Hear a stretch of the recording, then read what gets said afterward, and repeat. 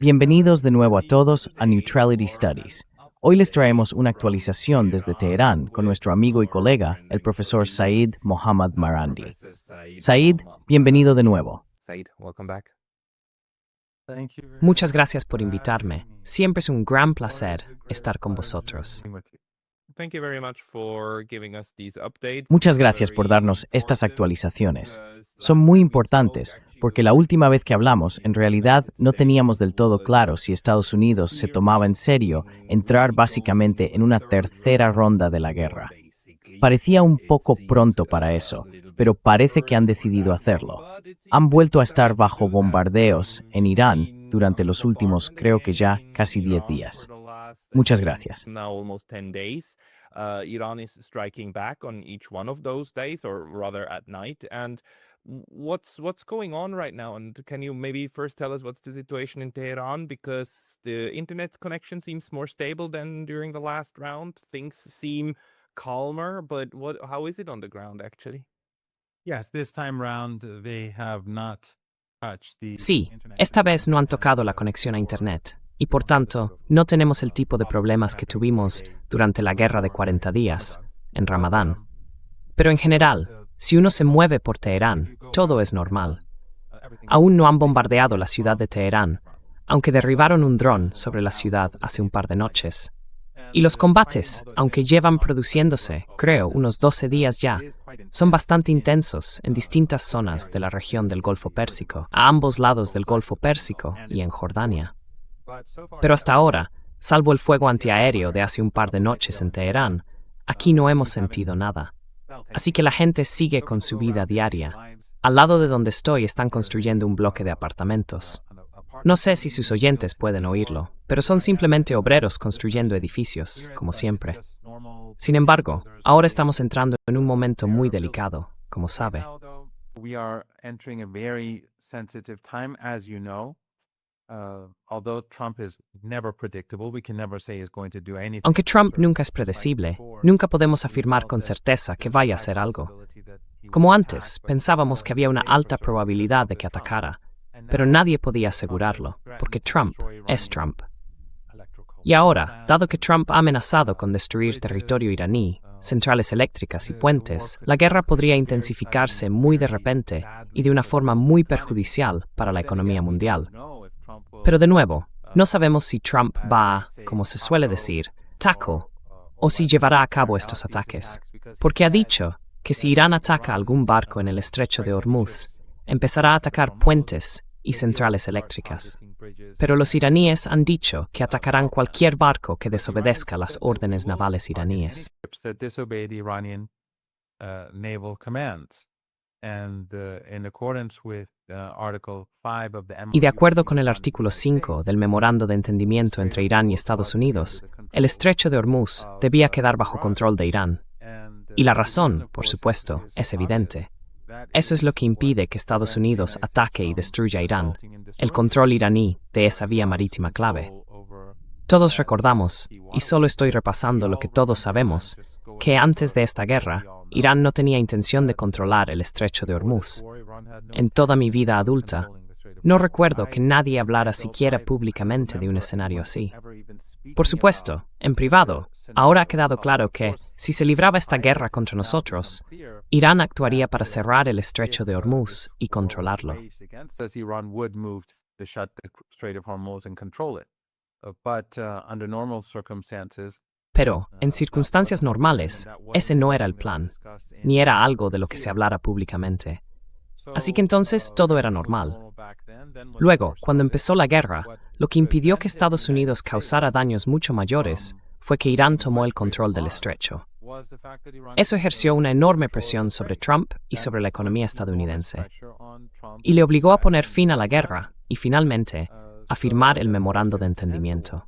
Así que Irán no va a permitir que Estados Unidos socave esa capacidad de presión, porque si se socava, Estados Unidos bombardeará a Irán día y noche, destruirá todas sus centrales eléctricas y sabrá que puede hacerlo impunemente. power plants and know that it can get away with it.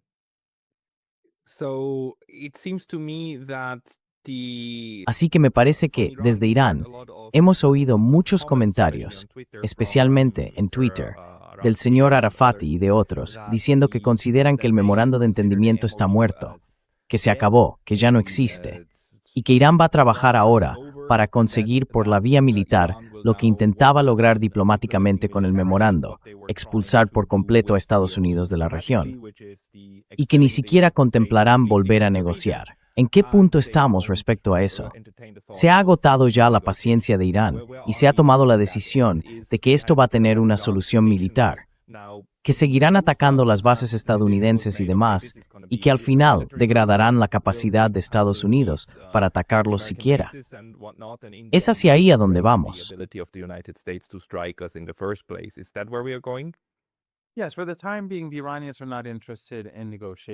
Sí, por el momento, los iraníes no están interesados en negociar en absoluto. Están centrados en destruir activos estadounidenses en toda la región, pero ahora cada vez más en Jordania y al oeste de Arabia Saudí. Bajo intensos ataques diarios, durante las 24 horas del día, las bases estadounidenses, especialmente las de Kuwait y Bahrein, los estadounidenses se han visto obligados a retirar muchos de sus activos, sobre todo los relacionados con la campaña aérea, y trasladarlos a Jordania y a bases de Arabia Saudí al oeste del país. Y después, creo que probablemente para sorpresa de Estados Unidos, los iraníes han empezado a atacar esas bases en el interior de Arabia Saudí y en Jordania, con resultados devastadores, y estamos viendo muchas imágenes por satélite de las bases gravemente dañadas.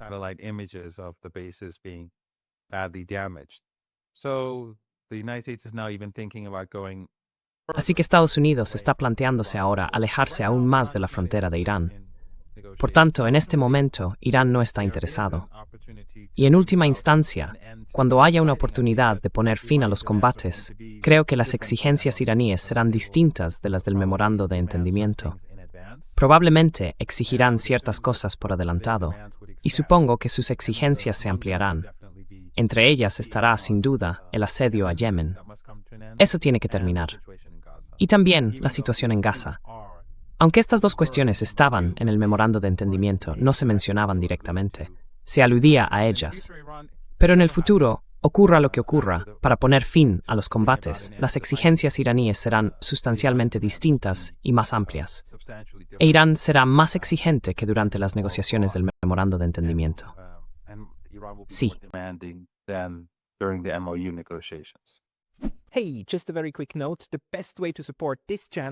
Oye, solo una nota muy rápida.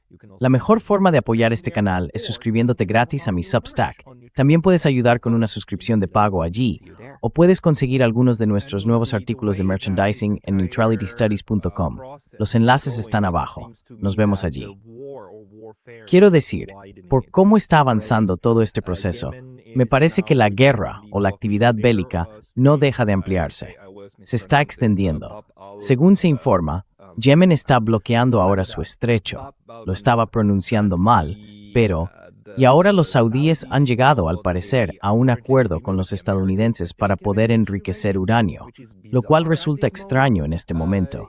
Y están las bases estadounidenses que ahora han sido atacadas en Jordania. Y ahora tenemos noticias de que la sociedad civil jordana está exigiendo que Jordania anule su acuerdo con Estados Unidos para el estacionamiento de tropas. Al mismo tiempo, Israel sigue con su actividad bélica en Líbano. Así que, quiero decir, parece que se está transformando gradualmente en una especie de antiguo teatro de guerra de Asia Occidental. ¿Cómo lo ves tú, especialmente en lo relativo a Yemen y Jordania?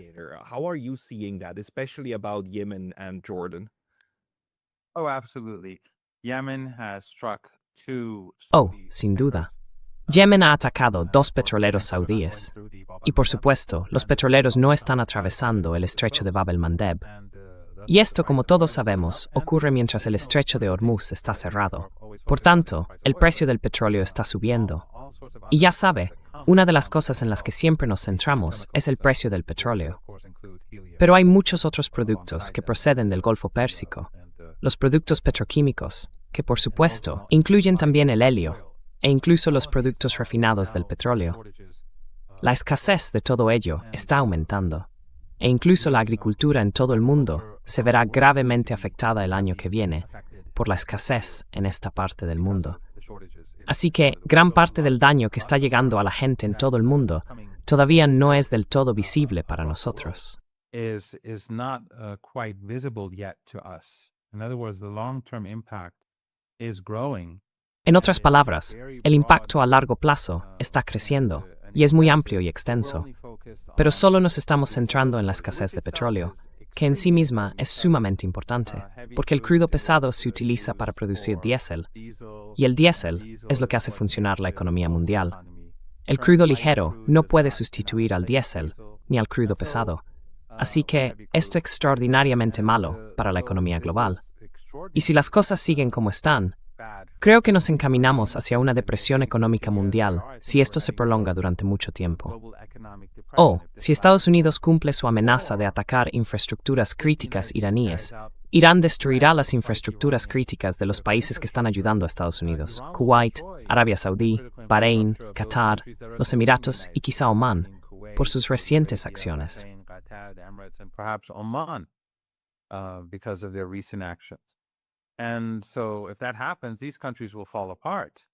Y si eso ocurre, estos países se desintegrarán, porque en su mayor parte no son más que desiertos, y solo tienen petróleo y gas. Así que 30 millones de personas, quizá más, tendrán que evacuar estos países. E Irán no quiere hacer esto. Irán no empezó la guerra. Irán no escaló el conflicto. Pero estos países son cómplices. Son cómplices en esta guerra. Así que si eso ocurre, la escasez será permanente, y creo que provocará una conmoción enorme en el mercado, que casi de inmediato nos llevará a un colapso económico mundial y a una depresión económica peor que la de los años 30. Pase lo que pase, Pascal, esto va a empeorar.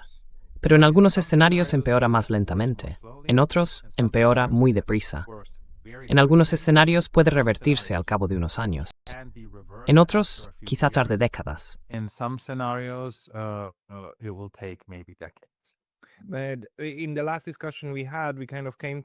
la última conversación que tuvimos, llegamos más o menos a la conclusión de que, a partir de ahora, Irán ya no trataría el estrecho de Hormuz como algo de encendido o apagado, como un sistema binario. Ya no es un interruptor.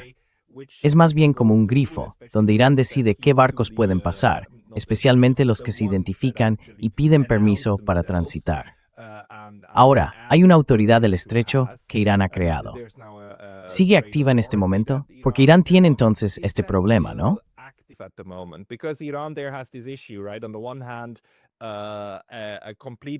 Por un lado, un bloqueo total y su impacto en el precio mundial del crudo es algo que sirve como palanca. Por otro, supongo que Irán preferiría no dañar las economías de sus propios amigos, ¿no? Especialmente la economía china. Pero también hay otros países. Sé que Irán y Japón tienen en realidad una relación aceptable y al menos en el pasado no ha habido malos sentimientos entre ellos. Así que, ¿sigue siendo posible que algunos barcos pasen? ¿Y qué enfoque está utilizando Irán en este caso?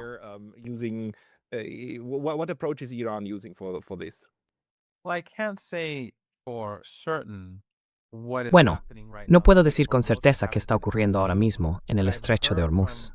No he estado preguntando, pero he oído de 2 o 3 personas distintas que varios barcos están pasando cada día por el corredor iraní, y el corredor estadounidense está cerrado. Anoche, otro barco fue atacado porque estaba intentando. Los estadounidenses, los saudíes, los emiratíes y los kuwaitíes estaban intentando hacer pasar 3 barcos por el corredor estadounidense, e Irán atacó a uno de ellos y los otros 2 se retiraron. Así que esa ruta está cerrada. Pero un número limitado de barcos está pasando por el corredor designado por Irán. Ahora bien, no sé de quién son esos barcos. He oído que ayer fueron aproximadamente 10 barcos, o anteayer, probablemente más o menos la misma cantidad.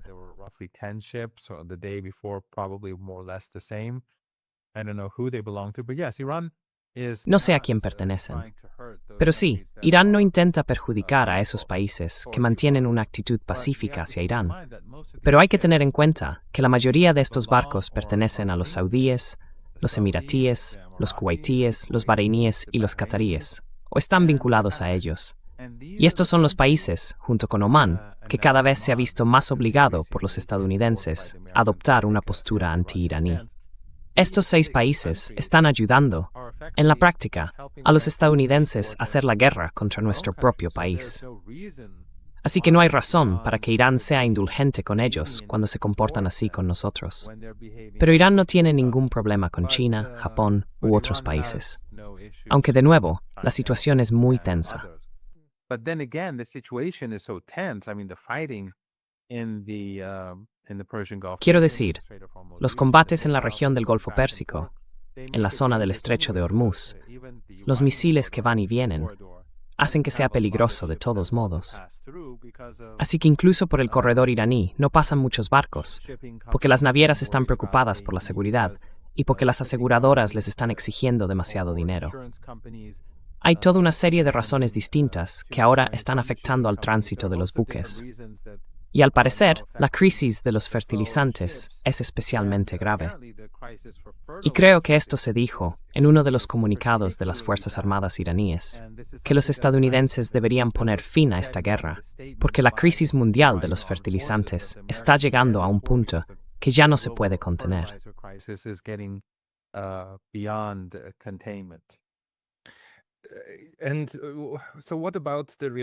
¿Y qué pasa con la relación con los estados del Golfo?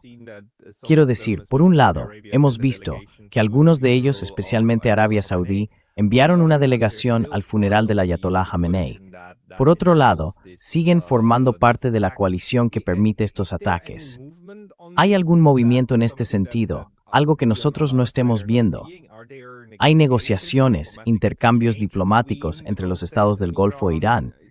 Se está moviendo algo, porque me parece que los estados del Golfo deberían estar cada vez más interesados e incluso entrando en pánico, intentando poner fin a este ataque de Estados Unidos e Israel, a estos ataques contra Irán.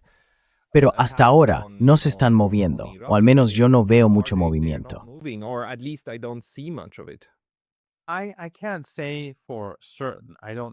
No puedo decirlo con certeza. No tengo información que pueda presentarle como un hecho. Pero en general, durante este periodo, estos 4 o 5 meses, siempre ha habido mensajes de ida y vuelta entre Irán y estas distintas dictaduras familiares del Golfo Pérsico.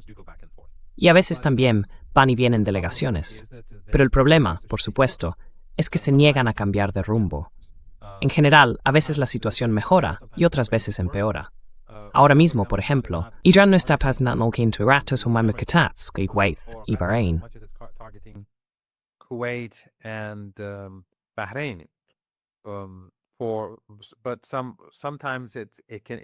Pero a veces está relacionado con que determinadas negociaciones han avanzado. A veces está relacionado con que las fuerzas estadounidenses en esas zonas suponen una amenaza concreta. Así que las cosas cambian y evolucionan constantemente. Pero ahora mismo, Irán está atacando a las fuerzas estadounidenses allí donde estén. E incluso si es en Omán, donde Irán ha mantenido mejores relaciones, los iraníes tampoco van a permitir que los estadounidenses supongan una amenaza para Irán desde Omán. Yo diría que probablemente estamos en la fase más peligrosa de la guerra. Y cuando hablo de la fase peligrosa, no me refiero solo a los últimos 12 o 13 días más o menos. Me refiero a toda la guerra.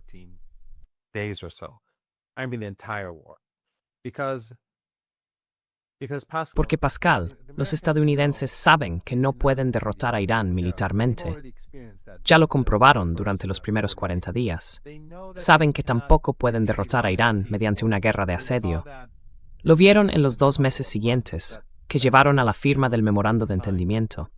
Así que ahora, después de reiniciar la guerra, han intentado centrarse en tomar el estrecho, y eso también ha fracasado. Y vemos cómo el precio de la energía se dispara. Y como he dicho, todas las demás materias primas también están subiendo, pero no salen en los titulares. Así que en realidad, la única opción que les queda a los estadounidenses es seguir con lo que está ocurriendo ahora.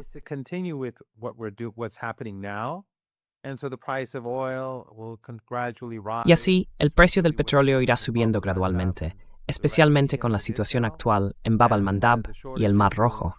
Y aumentarán las carencias. La economía mundial entrará en recesión y después quizás siga empeorando y caiga en una depresión. Ese es un escenario. Y en algún momento los estadounidenses se rinden. Pero en cualquier caso, esa sería una posible trayectoria. La segunda sería que Estados Unidos diga, de acuerdo, esto no ha funcionado, así que lo único que queda por hacer es escalar. Y la escalada puede tomar dos direcciones distintas.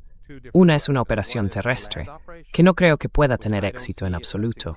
Irán no controla el estrecho de Hormuz desde las cimas de las montañas que rodean el estrecho.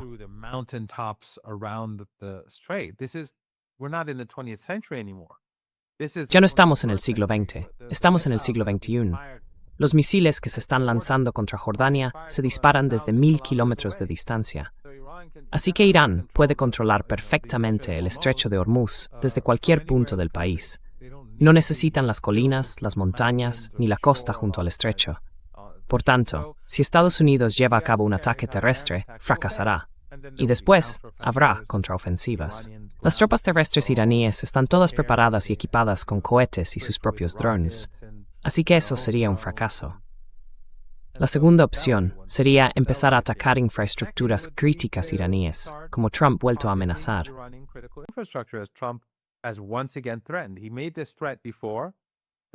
Ya hizo esta amenaza antes, durante la guerra de 12 días.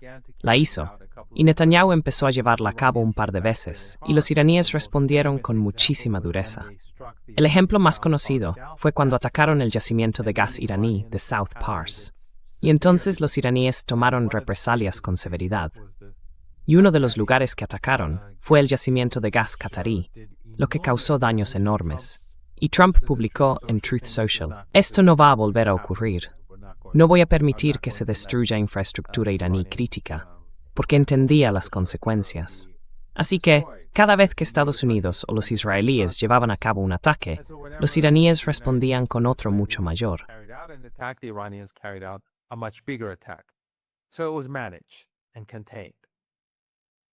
Así que se gestionó y se contuvo. Pero esta vez podría ser la última opción. De acuerdo, vamos a hacerlo.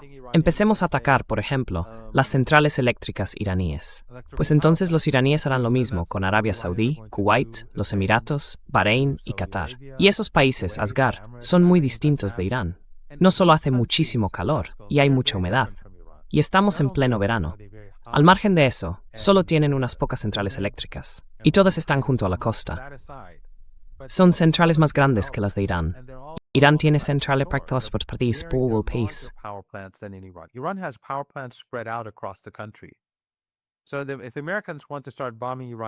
Así que, si los estadounidenses quieren empezar a bombardear centrales eléctricas iraníes, no será fácil destruirlas, porque tendrían que llevar a cabo ataques aéreos día y noche por todo el país, arriesgando aviones. Pero Irán solo tendría que atacar un puñado de centrales eléctricas enormes y centralizadas, y se acabaría todo. Así que, para los iraníes, es más fácil destruir, llevar a cabo represalias, algo que Irán no quiere hacer. Esto es solo disuasión. Los iraníes no empezaron la guerra, no iniciaron la escalada, y no amenazan con escalarla. Solo están diciendo que si llevan a cabo estos ataques, responderán.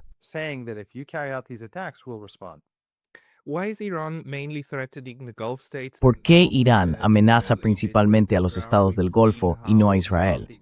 En esta última ronda, hemos visto que Irán no, al menos yo no he leído nada sobre ataques contra Israel. Y me parece que ya sabe, Israel es muy querido para Estados Unidos, al menos, digámoslo así, ¿no? Entonces, ¿por qué la estrategia de represalia va dirigida contra los estados del Golfo? Entiendo que son facilitadores, por supuesto, pero ya sabe, una de las razones clave por las que Estados Unidos acabó entrando en guerra es que Netanyahu convenció a Trump de que ese era el camino correcto. Así que, ¿por qué, en la fase actual, Israel está como simplemente ahí, al margen?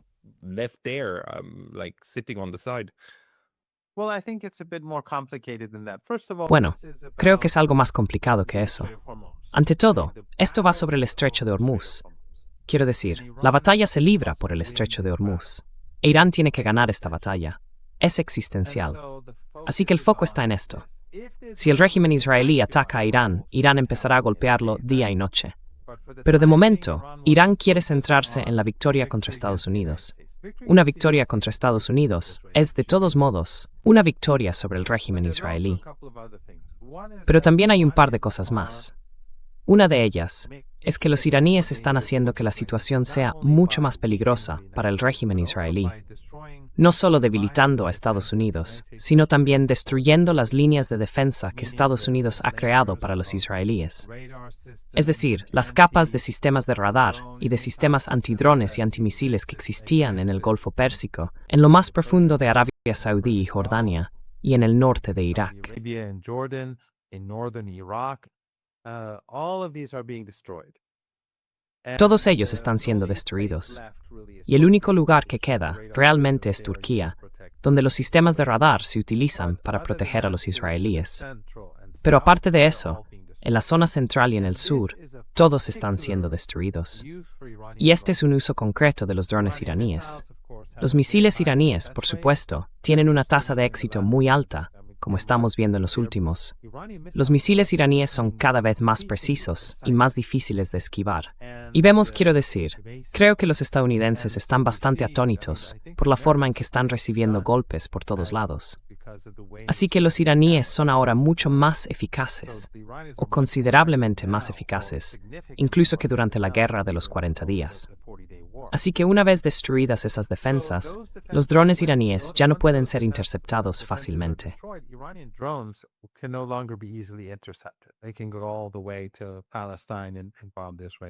Pueden ir hasta Palestina y bombardear a los israelíes.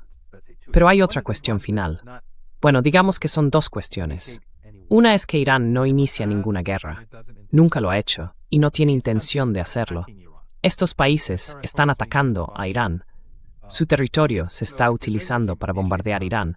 Así que si el régimen israelí inicia un conflicto, una guerra, Irán los golpeará muy duramente. Pero la cuestión más importante es que también hay una crisis en Israel, y la confrontación interna se está volviendo muy peligrosa. Algunos incluso hablan de guerra civil en la prensa hebrea. En cualquier caso, las divisiones son muy profundas, y Netanyahu está en una mala situación. Si Irán inicia un conflicto, podría cambiar la dinámica interna de una manera que ahora no queremos por las próximas elecciones.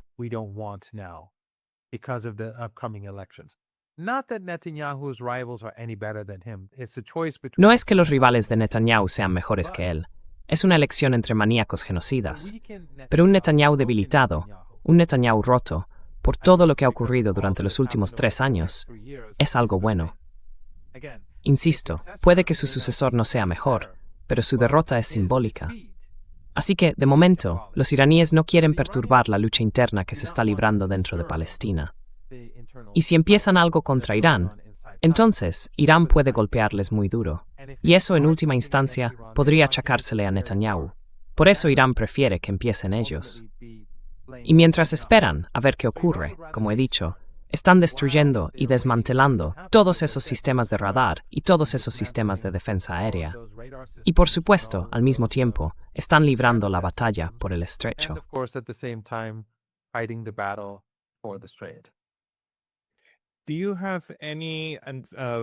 ¿Tiene alguna información? Y esto es muy interesante, en realidad. Me refiero a este aspecto de no molestar al enemigo mientras ya está en serios problemas. En fin, claro, no querrías unir accidentalmente al país contra el enemigo común. Eso es sí, muy sofisticado. Pero por otro lado, ¿vemos ahora más cooperación? ¿O tiene alguna información sobre la cooperación actual con China y Rusia? Como hablamos al principio, creo que China en particular era muy pesimista sobre la posibilidad.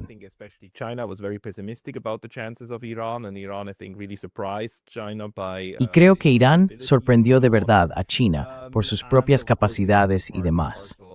Y por supuesto, Irán forma parte integrante de los países BRICS. ¿Tiene alguna información sobre cómo continúa ahora la política exterior de Irán o cómo siguen las relaciones bilaterales y multilaterales mientras está en guerra?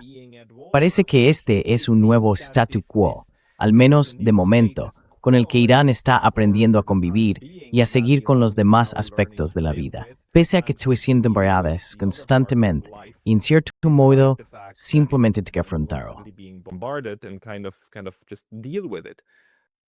Iran's relationship with La relación de Irán con los chinos y los rusos sigue siendo muy buena. Rusos e iraníes se están coordinando a muchos niveles. Como vecinos, quiero decir, es fácil que haya comercio normal entre Irán y Rusia, incluso bajo asedio, porque los rusos no utilizan el Golfo Pérsico ni el Estrecho de Hormuz para comerciar con Irán. Así que su comercio pasa directamente por el corredor norte-sur, el Mar Caspio, el Cáucaso o Asia Central. En el caso de los chinos, el comercio es ahora más difícil debido al asedio y al hecho de que tanto los chinos como los iraníes utilizan las rutas marítimas para comerciar, para buena parte de su comercio. Pero el comercio entre ambos países está aumentando a través de Asia Central e incluso de Afganistán y Pakistán.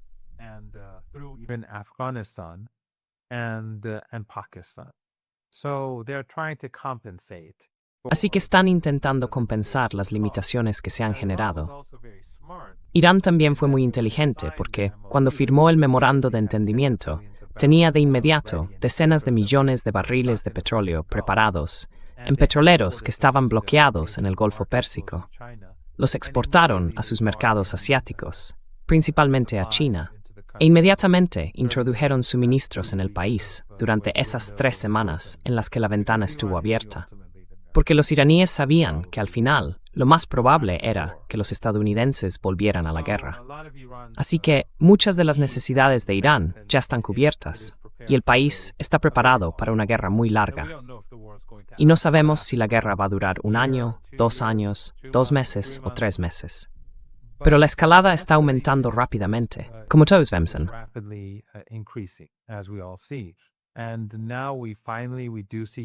Y ahora, por fin, vemos a Yemen entrar en la contienda. Y en parte se debe a la propia estupidez del régimen saudí.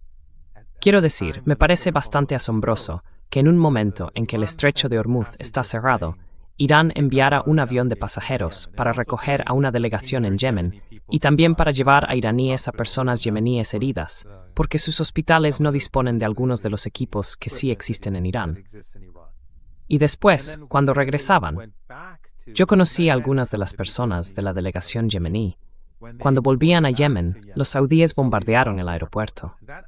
Y eso indignó a Irán, porque era una aerolínea civil, con hombres y mujeres en la tripulación, una tripulación normal, pero fue un acto de guerra contra Yemen.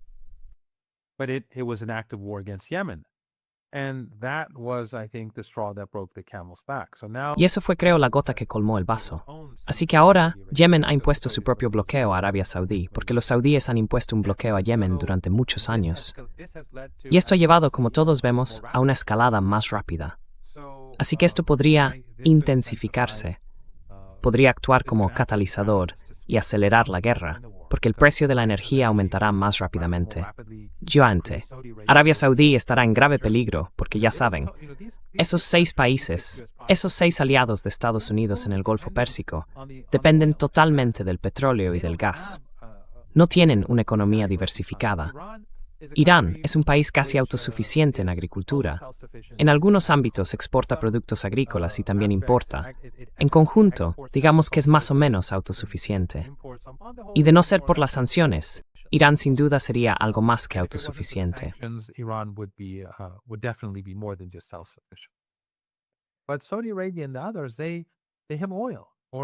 Pero Arabia Saudí y los demás tienen petróleo, o, en el caso de Qatar, gas. Y además gastan mucho.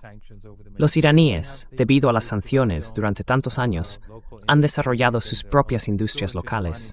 Si entras en un supermercado iraní, especialmente en el centro o en el sur de Teherán, todos los productos son iraníes. No verás tantos productos extranjeros. En los barrios ricos, donde a la gente le gustaría tener sus copos de maíz de Kellogg's o sus chocolates occidentales, sí verás algo de eso. Pero aún así, en el norte de Teherán, el 95% de los productos sigue siendo iraní. Pero en estos países no ocurre lo mismo. Dependen mucho del exterior. Así que, si se cierra el Estrecho de Hormuz, y luego se cierra Bab al-Mandab, y los barcos saudíes están siendo atacados en el Mar Rojo, y además no pueden desplazarse por el Golfo Pérsico, ¿cuánto tiempo aguantan?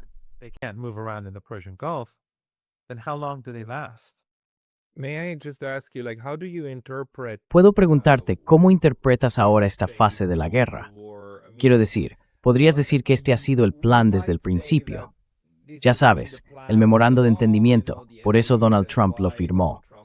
Sabía que no era más que un papel y que no vale nada. Así que se firme lo que se firme. En realidad no importa. Solo necesitan una pausa y luego continuar. Así que esto forma parte de la estrategia, en realidad. O puedes decir que Estados Unidos está fracasando al intentar poner en marcha este corredor y que se está enfadando por ello. Algunas personas con las que hablo, Larry Johnson y otros, no paran de decir, mira, no hay estrategia, no tenemos estrategia. Esto es, como dirían los científicos sociales, dependencia de la trayectoria.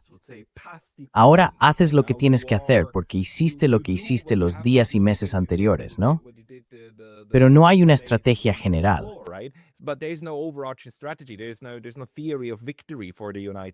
No hay una teoría de la victoria para Estados Unidos, especialmente ahora que ha probado todas estas cosas y que, salvo una invasión terrestre, básicamente lo ha intentado casi todo. Y simplemente se ven absorbidos por una guerra prácticamente interminable hasta que la maquinaria se quede sin fuelle. Otros dicen no, esto sigue formando parte de una estrategia, en particular de una estrategia. Algunos trazan un panorama muy amplio y dicen que en realidad va dirigido contra China. Quieren perjudicar a China y asegurarse de que cerrando el estrecho de Hormuz se pueda ejercer mucha presión sobre China. Aunque China está mostrando una resiliencia notable, de hecho está reduciendo sus importaciones de petróleo y sigue estando completamente, absolutamente bien. Eso también es realmente fascinante.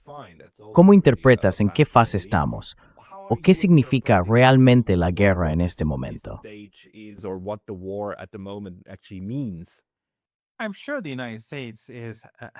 Estoy seguro de que Estados Unidos tiene puesto el ojo en China y también en Rusia. Quiero decir, si Irán fuera derrotado, sería una muy mala noticia para China y Rusia. Pero no creo que haya ninguna estrategia. Creo que esto es un desastre total. Y creo que quizá una de las cuestiones más importantes, quiero decir, mucha gente se ha centrado en el ejército estadounidense y en cómo es mucho menos capaz de lo que se suponía. Pero creo que hay otro aspecto del que se ha hablado menos, la inteligencia estadounidense, o la inteligencia occidental, o la inteligencia del régimen israelí, y calcularon mal absolutamente todo, de principio a fin. Si volvemos a lo que decían al comienzo de la guerra, afirmaban que habían destruido todos los drones, misiles y bases de Irán, y que Irán no tenía nada.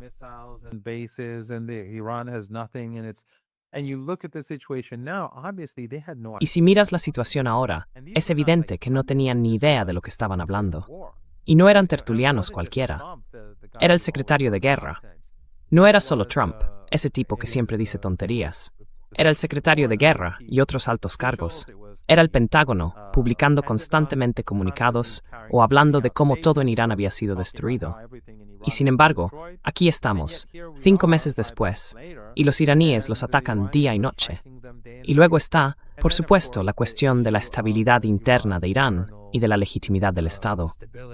Si hemos de creer que los relatos procedentes de centros de análisis occidentales, medios de comunicación occidentales y gobiernos occidentales son sinceros, interpretaron Irán completamente mal.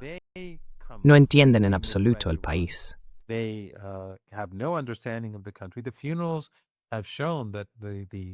Los funerales han demostrado que la popularidad de la República Islámica entre la población supera con creces la de lo que tenemos en Occidente. Y la profundidad de esa popularidad. Quiero decir, el hecho de que tengas, no sé, 15 o 16 millones de personas en las calles de Teherán para un funeral, ¿qué nos dice eso? En el calor del verano en Teherán, estamos hablando de unos 35 grados. Y solo llegar hasta allí ya es una carga. A mí me llevó 3 horas llegar. Luego caminas durante horas y después tardé un par de horas en volver. Tuve que irme a dormir. Y luego tienes a millones de personas que están pasando dificultades. Han bombardeado fábricas, han bombardeado hospitales y escuelas. Hay un asedio, hay sanciones, se han atacado infraestructuras. Así que mucha gente se enfrenta a la inflación. Algunos han perdido sus empleos.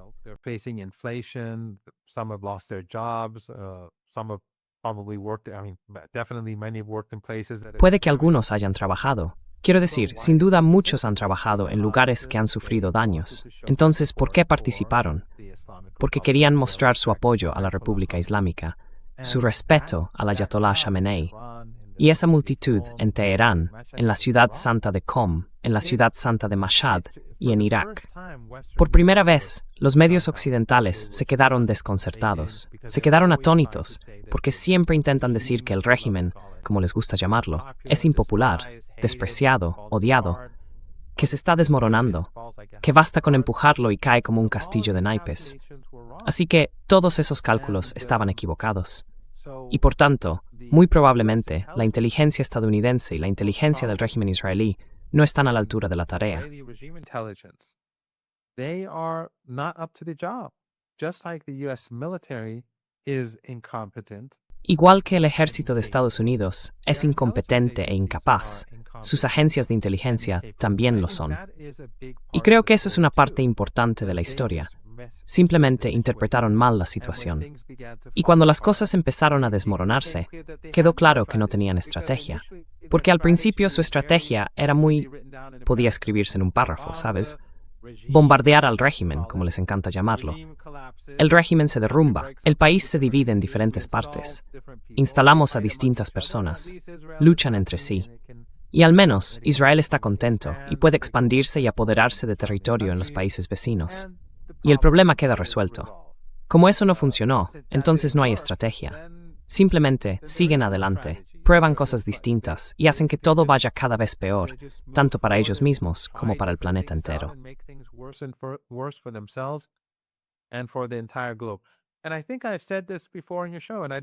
Y creo que ya lo he dicho antes en tu programa. No sé si has leído ese libro, Going to Tehran. Lo estaban prediciendo. Es un libro muy bueno. Aborda muchos de los mitos de Clinton y Hillary Leverett. Y quizá podrías invitar a Hillary. Ellos predijeron esto. Dijeron que el rumbo que está tomando Estados Unidos acabaría llevando a la guerra. Y eran personas que habían trabajado en la Casa Blanca. Claro, también hay otros buenos libros, como Resistance, de Alastair Crooke y demás. Pero estas dos personas decían que este curso de acción acabaría llevando a la guerra. Y aquí estamos. Y seguían diciéndose que Irán es débil, que es vulnerable, que se está desmoronando. Así que sería un paseo militar.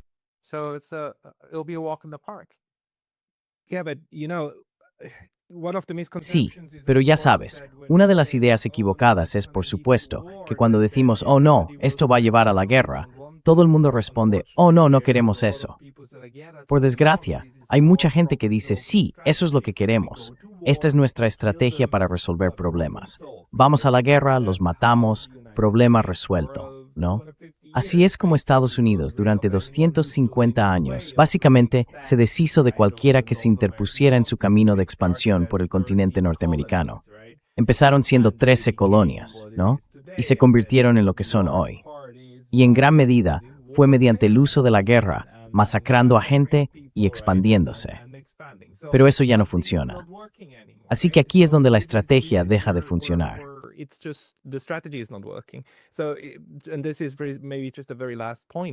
Y quizá este sea ya el último punto. Si ahora Estados Unidos se ve atrapado en una guerra sin estrategia, una guerra que no puede ganar, y ya sabe, básicamente una situación tipo Vietnam, solo que muchas veces más grande, más rápida y peor. ¿Cuál es su interpretación? ¿Cuánto tiempo tardará hasta que esta maquinaria se quede sin fuelle, bien porque ya no tengan los medios para hacer la guerra, o bien porque pierdan el interés? Porque ya sabe, ya lo hemos visto antes, cuando simplemente se van de Afganistán y dicen, sí, ya no nos importa, adiós. ¿Tiene alguna intuición? Porque a mí me parece que las cosas van bastante rápido, mucho más rápido que en Vietnam, mucho más rápido que en Afganistán.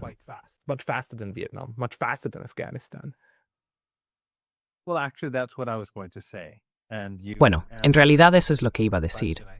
Y creo que has respondido muy bien a la pregunta con tu último comentario. La diferencia entre Afganistán, Irak, Vietnam y todos los demás es la crisis económica global que está surgiendo muy rápidamente. Podría ser una guerra larga. Quiero decir, realmente no tengo una respuesta y solo estoy haciendo conjeturas. Es pura especulación al 100%. Los iraníes están preparados para una guerra larga y llevan décadas preparándose para esta guerra. Tienen tantos misiles y drones en todas esas bases subterráneas y los están construyendo y produciendo como si no hubiera un mañana. Así que están preparados para una guerra a largo plazo. They're prepared for long-term war. I mean, as I said, they built this infrastructure for this. Como he dicho, construyeron esta infraestructura para este momento. Pero personalmente, creo que es difícil que pueda durar demasiado, porque no creo que la economía mundial pueda tolerar esta guerra durante mucho tiempo. Esto no son los Estados Unidos de los años 60. Quiero decir, Vietnam fue una carga, sin duda, pero Estados Unidos era la potencia económica mundial, y no había ningún número 2 que se le acercara. Hoy vivimos en un mundo diferente. Estados Unidos, en términos relativos, está mucho más debilitado. En términos relativos, no digo que sea una república bananera, pero no es lo que era en los años 60. Y lo mismo ocurre tras el colapso de la Unión Soviética.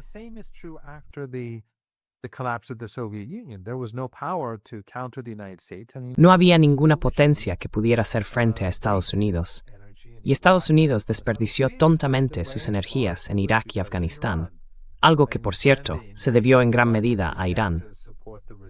Y cuando invadieron, los iraníes empezaron a apoyar la resistencia en esos países. El general Soleimani, por supuesto. Y Estados Unidos desperdició billones de dólares en ambos países. Y eso hoy hace que Estados Unidos sea mucho más débil en su guerra contra Irán, porque ha quedado muy debilitado por sus guerras anteriores. Pero en cualquier caso, Estados Unidos no está en una buena situación financiera, no está en una buena situación económica, tampoco está en una buena situación militar ni política.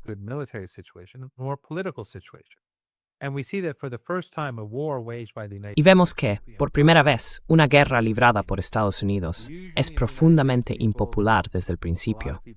Normalmente, en Estados Unidos, parece que a mucha gente le gustan las guerras. Pero en este caso no empezó bien, probablemente porque mucha gente está despertando. Ven más allá de la propaganda, y otras personas perciben las dificultades económicas.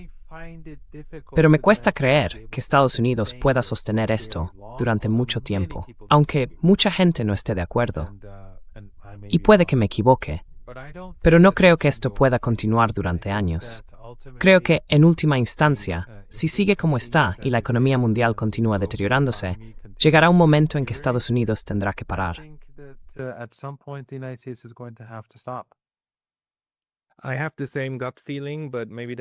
Tengo la misma intuición, pero quizá también sea una especie de optimismo morboso por mi parte, porque me gustaría que las cosas volvieran a mejorar. En cualquier caso, Said, muchas gracias por esta estupenda actualización. Ha sido muy esclarecedora. Creo que quienes quieran leer más de ti deberían seguirte, sobre todo en Twitter. Publicas con bastante frecuencia actualizaciones, artículos y pequeños apuntes informativos. ¿Hay algún otro sitio donde gente puede encontrarte?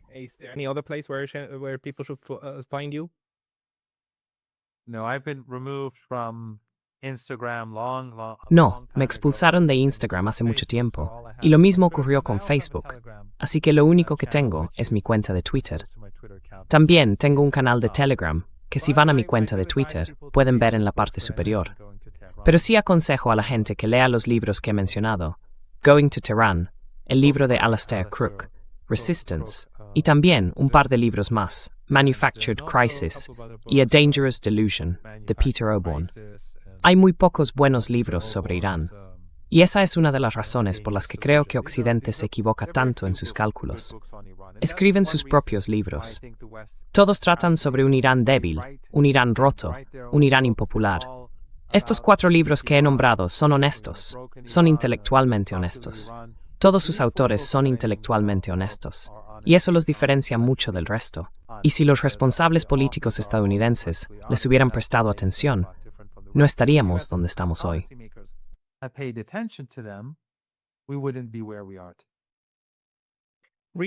Leed más libros. Todo. Intentarse por vos en los libros de la descripción de abajo. Said Mohammad Marandi. Muchísimas gracias por tu tiempo hoy. Gracias, Pascal. Siempre es un placer.